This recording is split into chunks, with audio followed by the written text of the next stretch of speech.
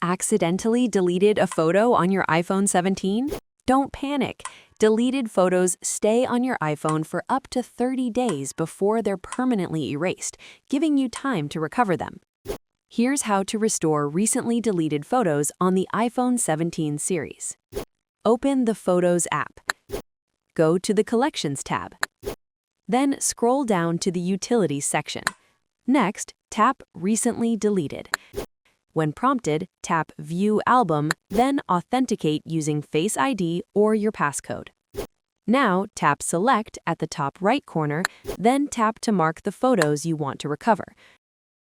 You can tap individual items or touch and hold a photo to select it. For a single photo, just tap Recover directly. After selecting, tap the More button or the three dots, then tap Recover.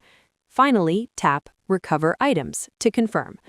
The restored photos will reappear in your main photo library.